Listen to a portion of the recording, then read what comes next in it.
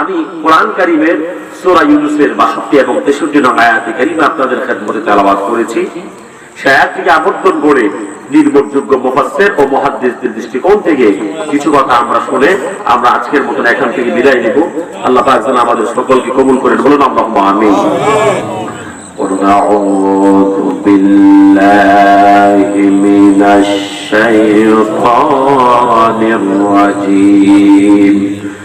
বিসমিল্লাহির রাহমানির রাহিম। ألا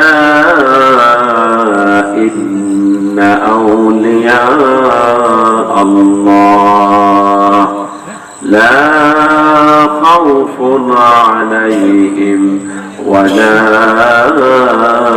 هم يحزنون الذين آمنوا وكانوا يتقون صدق الله العظيم قرب صدق الله العظيم وصدق رسوله النبي الحبيب الكريم ونحن على ذلك من الشاهدين والشاكرين والحمد لله رب العالمين। কোরআন কারীমের সূরা ইউনূসের 62 এবং 63 নং আয়াতের মধ্যে আল্লাহ পাক রব্বুল আলামিন বলেন, আলা সাবধান, ইন্না নিশ্চয়ই আউলিয়া আল্লাহ, যারা আল্লাহর ওলি, লা খাউফুন আলাইহিম ওয়ালা হুম ইয়াহজানুন, তাদের কোনো ভয় নাই, তাদের কোনো চিন্তা নাই। সুবহানাল্লাহ বলবেন না? সুবহানাল্লাহ। এই আল্লাহর ওলি কারা আমাদেরকে সেটা বুঝতে হবে। আজকের মাহফিল থেকে আমরা মেসেজ দিব, আমরা আজকের মাহফিল থেকে অন্ততপক্ষে এই মেসেজটুকু নিয়ে আমরা বাড়িতে যাব যে কি করে আমরা আল্লাহর ওলি হব। রাজি আছেন ইনশাআল্লাহ? আমি আপনাদেরকে ফর্মুলা দিব, যদি সেই ফর্মুলা আপনারা মানতে পারেন প্রতিটি লোক আল্লাহর ওলি হয়ে যাবেন, তাতে এক পরিমাণ সন্দেহ থাকতে পারে না। ঠিক কিনা বলেন? আমরা আল্লাহর ওলি হব, তাতে আমরা ফায়দা কি? আমাদের কোনো ভয় থাকবে না, আমাদের কোনো চিন্তা থাকবে না। সুবহানাল্লাহ বলবেন না? আল্লাহর ওলিদের কোনো কি নাই, ভয় নাই, এবং আল্লাহর ওলিদের কোনো চিন্তাও। এই আল্লাহর ওলি কারা? আমরা মনে করি আল্লাহর ওলি হইতে হলে ওই জোনপুরি সিলসিলার হতে হবে, জোনপুরি খানদানের হতে হবে, অথবা বদরপুরির খানদানের হতে হবে, অথবা ফুলতুলির খানদানের হতে হবে, অথবা তাদের বংশের কেউ হতে হবে না। বিষয়টা এমন নয়, যে কোনো মানুষ আল্লাহ পাকের ওলি হতে পারে। ওলি হতে দুইটা জিনিস লাগে, মান কানা মুমিনান তাকিয়ান কানা লিল্লাহি ওলিয়া, যে ব্যক্তি মুমিন এবং তাকওয়াবান হবে সেই আল্লাহর ওলি হয়ে যাবে। সেটাই আমার আল্লাহ নিজে তাফসীর করেছেন পরের আয়াতে। আল্লাহ বলেন, আল্লাযীনা আমানু ওয়া কানু ইয়াত্তাকুন, যাদের ভিতরে ঈমান থাকবে আর তাকওয়া থাকবে তারাই হচ্ছে আমার ওলি। সুবহানাল্লাহ বলবেন না? তাহলে আল্লাহর ওলি হতে কয়টা জিনিস দরকার? এক ঈমান, দুই তাকওয়া। এক ঈমান, দুই তাকওয়া। এই দুইটা জিনিস যার মধ্যে থাকবে সেই আল্লাহর ওলি।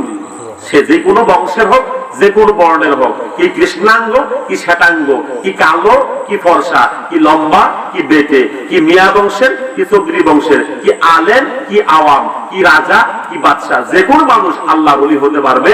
দুইটা জিনিস থাকবে, ঈমান এবং তাকওয়া। ঈমান এবং কি? দুইটা জিনিস হলে সে আল্লাহর ওলি হয়ে যাবে। এখন আল্লাহর ওলি হলে আল্লাহ পাক তাদের কি কি মর্যাদা দিবেন আমি আপনাদেরকে তার আগে এই তাকওয়াকে একটু বুঝাই দিচ্ছি। কোরআন কারীমে খাউফুন আসছে, কি কি আসছে? খাউফ। খাউফ অর্থ ভয়, আবার তাকওয়া অর্থ ভয়। দুইটা ভয়ের মধ্যে পার্থক্য আছে। খাউফুন অর্থ ভয়, এটা এমন ভয় আপনি আল্লাহকে ভয় করলেন আবার মিথ্যা কথাও বললেন। আপনি আল্লাহকে ভয় করলেন আবার পাল্লা রসুলে কম দিলেন। আপনি আল্লাহকে ভয় করলেন, মানুষের আইন নিয়ে ধাক্কা ধাক্কি করলেন। এমন আইন নিয়ে ধাক্কা ধাক্কি করার মুসলমান বাংলাদেশে খুব কম, ঠিক না? অনেক কম না? আপনি আল্লাহকে ভয় করলেন আবার জিনা করলেন। আপনি আল্লাহকে ভয় করলেন, পরিস্থিতির সাথে পরকিয়া করলেন। এটা ভয়ও করলেন, খারাপ কাজও করলেন। এটাকে বলা হয় খাউফ। এটা কি বলে? খাউফ। আর তাকওয়া হচ্ছে আল্লাহকে ভয় করার পর আল্লাহর ভয়তে সমস্ত হারাম কাজ ছেড়ে দিবেন। আল্লাহকে ভয় করেছেন, নামাজ আর কোনোদিনও কাজা করবেন না। আল্লাহকে ভয় করেছেন, জীবনে সুদ খাবেন না। আল্লাহকে ভয় করেছেন, ঘুষ খাবেন না। আল্লাহকে ভয় করেছেন, জিনা করবেন না। আল্লাহকে ভয় করেছেন, পাল্লায় ওজনে কম দিবেন না। আল্লাহকে ভয় করেছেন, আইন নিয়ে ধাক্কাধাক্কি করবেন না। আল্লাহকে ভয় করেছেন, কখনো মিথ্যা কথা বলবেন না। আল্লাহকে ভয় করেছেন, কখনো চুগলখড়ি করবেন না।